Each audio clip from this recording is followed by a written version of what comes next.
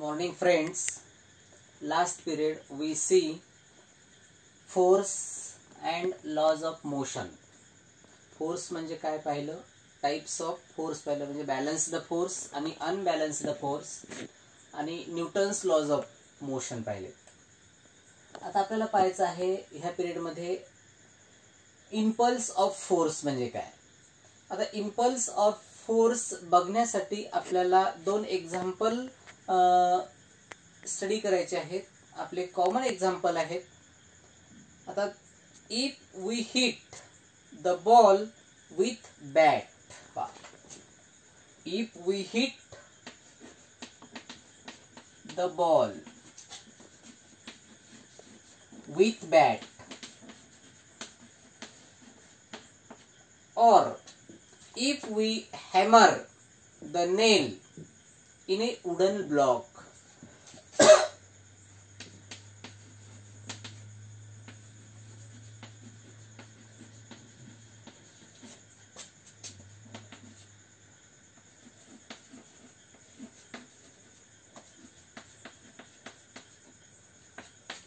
ह्या दोन एक्झाम्पल मध्ये आपण जो फोर्स अप्लाय करतो that force will be acts for a very short interval of time.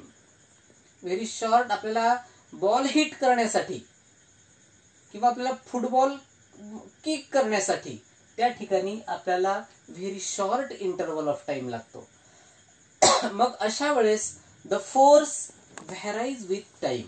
ह्या ठिकाणी जो फोर्स ऍक्ट होतो that force varies with time and therefore we cannot measure that force. आणि त्यामुळे आपण तो फोर्स मेजर करू शकत नाही. मग आपल्याला मेजर काय करायचं आहे, the total effect of force is called as impulse of force. मग अशा केसमध्ये टोटल इफेक्ट ऑफ फोर्स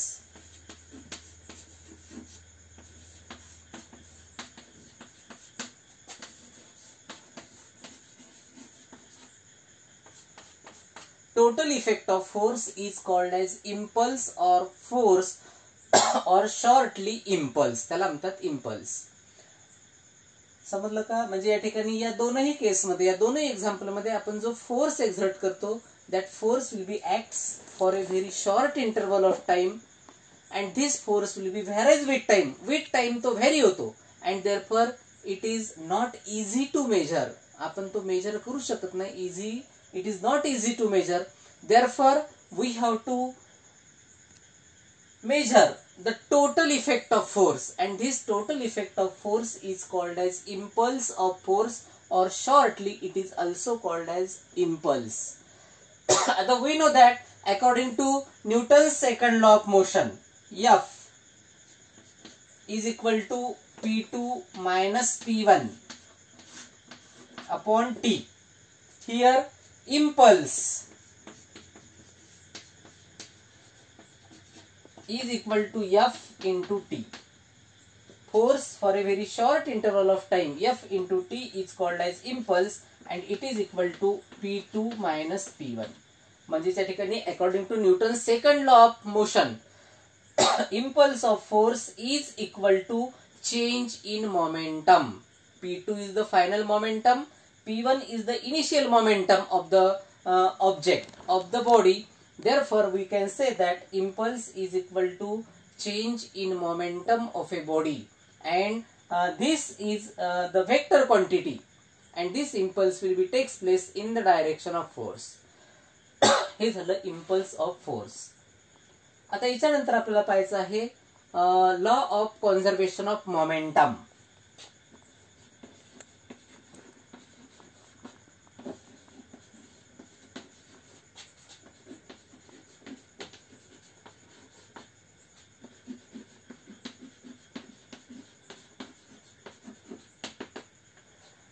आता आपल्याकडे दोन ऑब्जेक्टची एक सिस्टीम आहे. We have a system of two objects having mass m1 and m2. A system of two mass objects, two objects.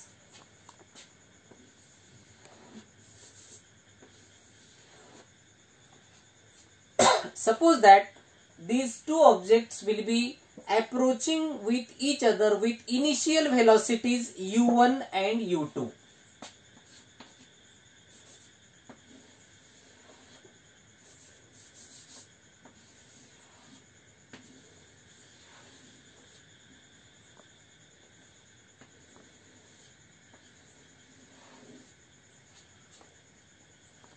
This object will be interacting with velocity u1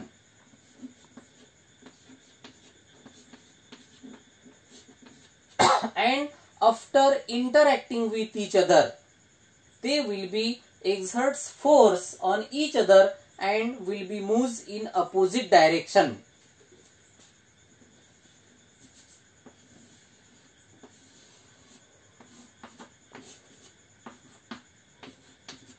With final velocities v1 and v2.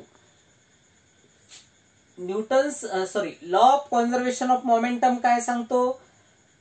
If किंवा when no external force acting on a system of interacting bodies. जर external force हा act होत नसेल interacting bodies वर, when no external force acting on an interacting bodies, then their resultant momentum of the interacting system of the objects will be remains constant. Their total momentum, their total linear momentum of the interacting bodies will be remains conserved. म्हणजे आपण या ठिकाणी असं सांगू, their momentum before collision is equal to their momentum after collision, that is P1 is equal to P2.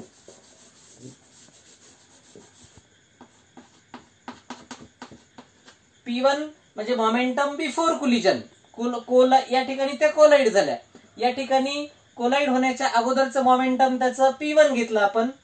आता momentum is the product of mass and velocity, म्हणजे त्याचं initial momentum म्हणजे तुम्हाला m1 u1 plus m2 u2. Initial momentum m1 u1 plus m2 u2 is equal to their final momentum after collision. या ठिकाणी हे objects आहेत after collision आहेत, तर final momentum after collision is equal to m1 v1 plus m2 v2.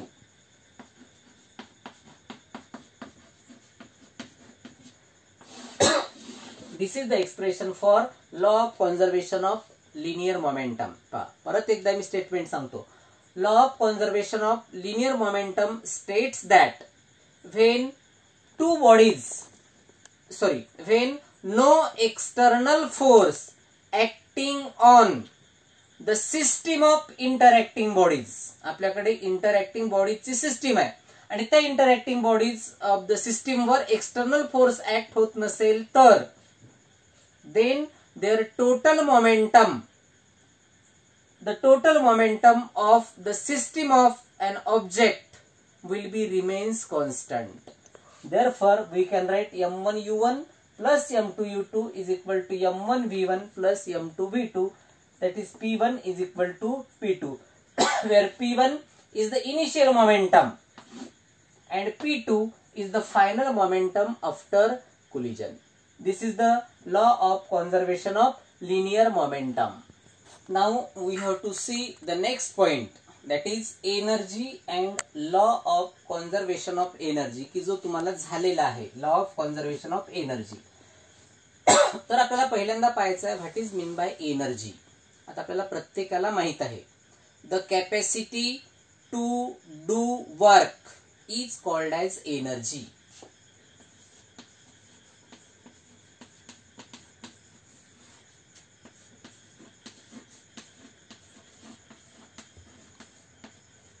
म्हणजेच काम करण्याची क्षमता म्हणतो. एक लक्षात घ्या, या ठिकाणी एखादा वीक माणूस आहे, आजारी माणूस आहे, तो काम करू शकेल का? तो काम करू शकणार नाही, कारण त्याच्यामध्ये काम करण्याची तेवढी कॅपॅसिटी नसेल, म्हणजे त्या ठिकाणी त्याची एनर्जी नसेल, त्याच्यामध्ये तेवढी एनर्जी नसेल. परंतु त्याच ठिकाणी एखादा स्ट्रॉंग माणूस असेल, एखादा स्ट्रॉंग मनुष्य असेल तर त्याच्याकडून कितीही वर्क केला जाईल, त्याच्याकडून कितीही वर्क केला जाईल, म्हणजे त्याची कॅपॅसिटी जास्त असेल म्हणजे त्याची एनर्जी सुद्धा, काम करण्याची एनर्जी ही जास्त असेल. म्हणजेच the capacity to do work is called as energy. आता एक लक्षात घ्या, अ पर्सन किंवा more the work more is its energy. जेवढं जास्त वर्क करू तेवढी एनर्जी जास्त असेल, अँड व्हाईस वर्सा. आणि जेवढी एनर्जी कमी असेल जेवढं एनर्जी कमी असेल तेवढं वर्क सुद्धा कमी होईल. For example, a motorcycle has more energy than that of bicycle. आपण मोटरसायकल चालवत, त्याच ठिकाणी आपण सायकल चालवत, तर त्या ठिकाणी मोटरसायकल आपण जेव्हा चालवू तेव्हा त्या मोटरसायकलमध्ये जास्त एनर्जी असते आणि सायकलमध्ये ही कमी एनर्जी असते. ठीक आहे. आता आपल्याला पाहायचे आहे या ठिकाणी एनर्जीचे मेकॅनिकल एनर्जी म्हणजे काय पहा. मेकॅनिकल एनर्जी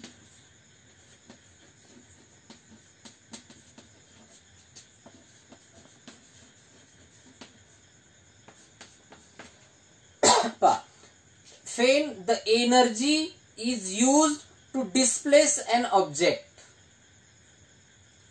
म्हणजे एखादा ऑब्जेक्ट आपल्याला डिस्प्लेस करायचा असेल, एखाद्या ऑब्जेक्टची आपल्याला पोझिशन चेंज करायची असेल, किंवा एखादा ऑब्जेक्ट आपल्याला डिफॉर्म करायचा असेल, तर अशा ठिकाणी जी एनर्जी यूज केल्या जाते that energy is called as mechanical energy.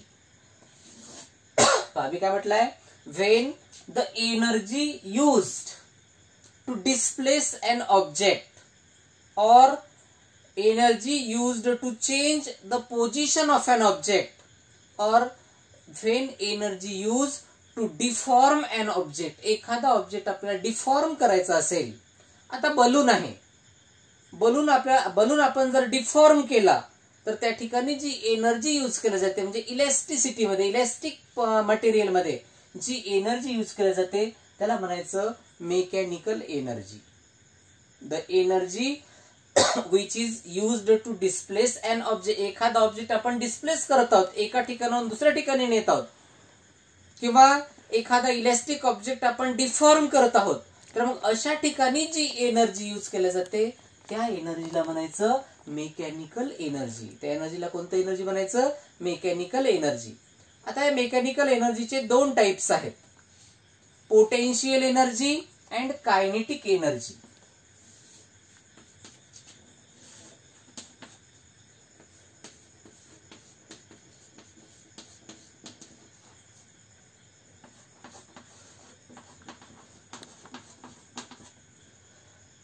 Mechanical एनर्जीचे दोन टाइप्स आहेत, potential energy and kinetic energy. आता एक लक्षात घ्या, the energy possessed by an object on account of its position. एखाद्या ऑब्जेक्टच्या पोझिशन मुळे त्यांना जी एनर्जी असते त्याला म्हणायचं पोटेन्शियल एनर्जी. आता एक लक्षात घ्या, आपण एखाद्या पहाडावर जर चढत असू तर त्या ठिकाणी आपल्याकडून वर्क केला जाईल against the gravitational force. Gravitational फोर्सच्या अगेन्स्ट मध्ये वर्क केला जाईल आणि आपण पहाडावर चढल्याच्या नंतर आपल्या शरीरामध्ये जी एनर्जी स्टोअर केल्या जाईल that energy is a potential energy. ती कोणती एनर्जी असेल, पोटेन्शियल एनर्जी. म्हणूनच आपल्या ठिकाणी आपण एक्स्ट्रा अमाऊंट ऑफ एनर्जी आपल्या बॉडीमध्ये स्टोअर करतो. म्हणून एखादा पहाड चढताना आपल्याला दम लागतो, आपल्याला घाम येतो. म्हणजेच the energy on account of the position of an object is called as potential energy. आता एखाद्या डॅम मध्ये, धरणामध्ये जे पाणी साठवून राहते त्या साठवलेल्या पाण्यामध्ये, स्टोअर्ड वॉटर मध्ये पोटेन्शियल एनर्जी असते. कोणती एनर्जी असते, potential energy. If m is the mass of an object and h is the height of an object from the surface of the earth, then potential energy is equal to mg into h. Potential is equal to mgh. हा formula तुम्हाला 8वी 9वी 10वी ला झालेला आहे पहा. आता kinetic energy कशाला म्हणायचं, the energy possessed by an object on account of its motion. एखाद्या ऑब्जेक्टच्या मोशनमुळं त्याला जी एनर्जी मिळते त्या एनर्जीला आपल्याला काय म्हणायचं आहे, कायनेटिक एनर्जी. मी या ठिकाणी फिक्स उभा आहे, माझ्यामध्ये पोटेन्शियल एनर्जी असेल, परंतु मीच त्या ठिकाणी जर धावू लागलो तर मी धावत असताना, मी मोशन मध्ये असताना मला जी एनर्जी मिळेल that energy is called as kinetic energy. त्या एनर्जीला कोणती एनर्जी म्हणायचं, kinetic energy. The energy possessed by an object on account of its motion is called as kinetic energy. If m is the mass of an object and v be its velocity, then the kinetic energy is equal to half mv square. Means in cricket, when we hit the ball with the help of bat, the ball gets kinetic energy. बॉलला कोणती energy मिळते, kinetic energy मिळते. हे झाल्या ठिकाणी energy म्हणजेच capacity to do work. Mechanical energy म्हणजेच the energy which is used to displace an object, to change the position of an object, और the energy used to deform an object is called as mechanical energy. Mechanical energy are of two types, potential energy and kinetic energy. Potential energy म्हणजे कोणत्याही बॉडीला त्याच्या position मुळे असणारी energy म्हणजे potential energy.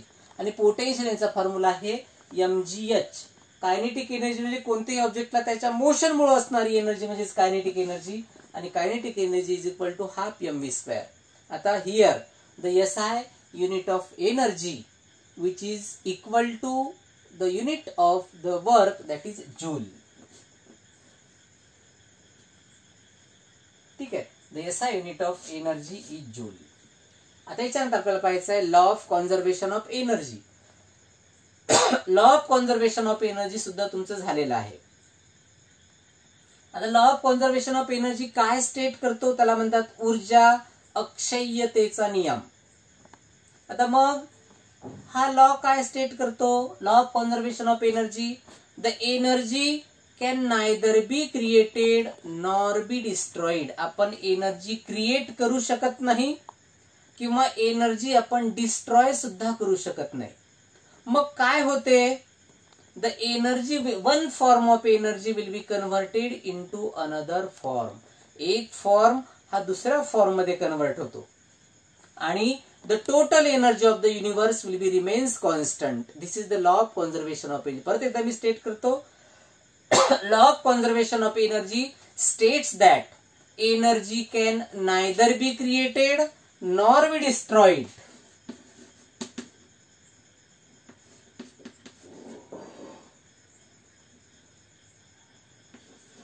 Neither be created nor be destroyed, but one form of energy is converted into another.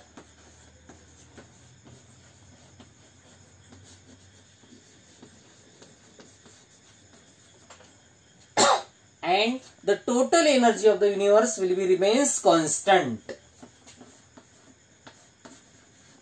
Total energy of universe always constant.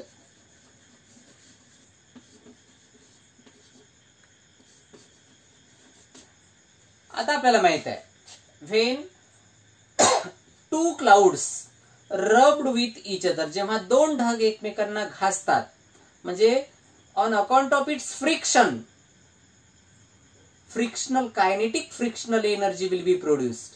आणि ही frictional energy म्हणजे एक फॉर्म हा कशामध्ये कन्वर्ट होतो, लाइटनिंग मध्ये आणि साऊंड मध्ये.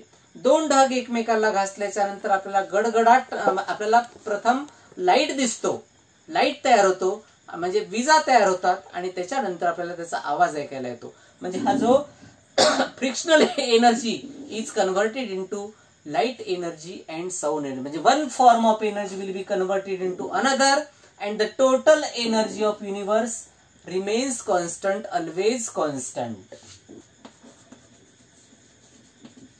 This is म्हणजे परत एकदा मी सांगतो, law of conservation of energy states that energy can neither be created, energy create करू शकत नाही, नॉर बी डिस्ट्रॉइड, डिस्ट्रॉय करू शकत नाही, but one form of energy is converted into another form and the total energy of universe remains constant. Total energy of the universe always constant. This is the law of conservation of energy.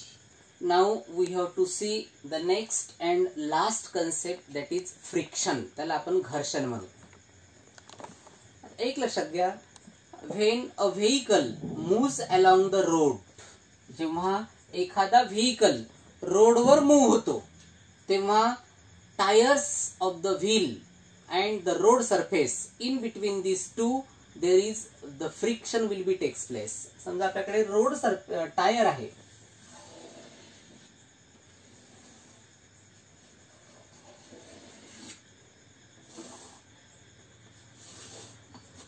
आता हे दोन surface झाले, टायरचा surface आणि हा रोडचा surface. या दोन surface जेव्हा एकमेकांच्या कॉन्टॅक्ट मध्ये येतात किंवा जेव्हा व्हेइकल या रोडवरून जेव्हा मूव्ह होते तेव्हा या ठिकाणी फ्रिक्शन तयार होते. That is here the force, the opposing force will be created due to interlocking between the surfaces. या सरफेसेस मध्ये इंटरलॉकिंग घडून येते and this interlocking produces the frictional force. Even if the two surfaces are very smooth with each other, जर दोन surface in contact कितीही smooth असो, त्या दोन सरफेस मध्ये त्या ठिकाणी काय येते, या ठिकाणी इंटरलॉकिंग येते and frictional force will be produces and this frictional force will be opposes the motion of an object. ऑब्जेक्टचं मोशन काय करते, अपोज करते. आता फॉर एक्झाम्पल, आपण जेव्हा कॅरम खेळतो, कॅरमचा सरफेस एकदम स्मूथ असतो, गोट्या सुद्धा एकदम स्मूथ असतात, परंतु तरीही आपण त्याच्यावर बोरिक पावडर टाकतो. आता बोरिक पावडर कशामुळे टाकतो की त्या ठिकाणी स्मूथनेस येण्यासाठी, अपोजिंग फोर्स प्रोड्यूस न होण्यासाठी, या दोन सरफेस मध्ये इंटरलॉकिंग येऊ नये म्हणून, या दोघांमध्ये फ्रिक्शन घडून येऊ नये म्हणून आपल्याकडे बोरिक पावडर टाकतो. म्हणजे पाय ठिकाणी, म्हणजे नेमकं फ्रिक्शन म्हणजे काय, friction is the property which produces, which opposes the motion, which opposes the relative motion of the two surfaces in contact. The property which opposes the relative motion, पहा जी property ह्या दोन सरफेसेस इन कॉन्टॅक्ट त्याच्यामधलं motion, relative मोशनला oppose करतो. आता एक लक्षात घ्या, smooth रोडवर आपण सायकल चालवत आहोत, त्याच ठिकाणी आपण गिट्टीच्या रोडवरून जर आपण सायकल चालवत असू तर त्या ठिकाणी गिट्टीच्या रोडवर गिट्टी आणि आपल्या सायकलचे जे काही टायर्स आहेत त्याच्यामध्ये जास्त फ्रिक्शन घडून येते आणि जेवढं जास्त फ्रिक्शन घडून येईल तेवढं जास्त त्या ठिकाणी अपोजिंग फोर्स येईल. म्हणजे आपल्याला सायकल चालवताना कठीण जाईल. पण त्या ठिकाणी प्लेन रोड असेल तर त्या प्लेन रोडवरून त्या ठिकाणी अपोजिंग फोर्स हे कमी असतात आणि आपण सायकल कशी चालवू शकतो आणि फास्ट चालवू. म्हणजेच काय मिळेल की नाही, फ्रिक्शन म्हणजे काय, द प्रॉपर्टी विच अपोजेस, जी प्रॉपर्टी काय करते, अपोज करते. कशाला अपोज करते, relative motion between two surfaces. दोन सरफेसेस मधल्या रिलेटिव्ह मोशनला काय करते, अपोज करते. विच आर इन कॉन्टॅक्ट, की जे दोन सरफेस एकमेकांच्या कॉन्टॅक्ट मध्ये आहेत त्याला काय करते, अपोज करते. त्याला म्हणायचं फ्रिक्शन. बरोबर. आपण हे दोन हात एकमेकांवर जर घासले तर त्या ठिकाणी या दोन हातामध्ये त्या ठिकाणी फ्रिक्शन घडून येते. आता एक लक्षात घ्या, when two bodies, two surfaces are in contact then the tangential force between this two surfaces will be produce. या दोन फोर्सेस मध्ये टँजेन्शियल फोर्स प्रोड्यूस होतो आणि त्या फोर्सचं काय काम आहे, to oppose the relative motion between this two bodies. या दोन बॉडीज मधलं रिलेटिव्ह मोशनला अपोज करणे त्या फोर्सचं काम आहे. त्या टँजेन्शियल फोर्सचं काम आहे आणि त्या फोर्सला म्हणतात frictional force.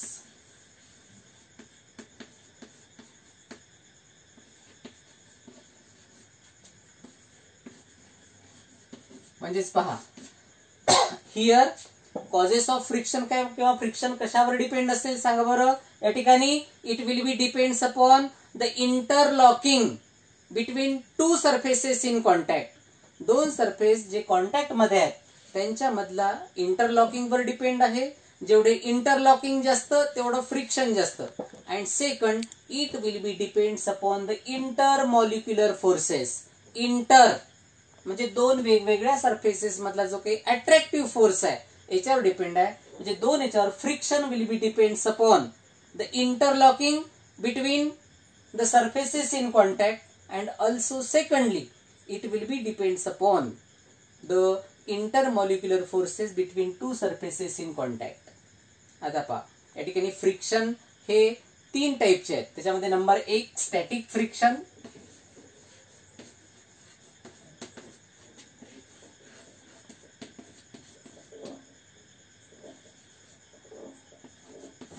Second kinetic friction,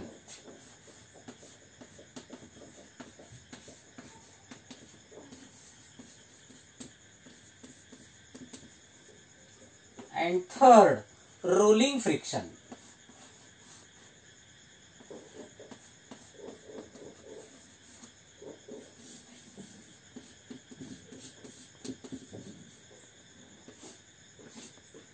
आता स्टॅटिक फ्रिक्शन कशाला म्हणायचं पहा.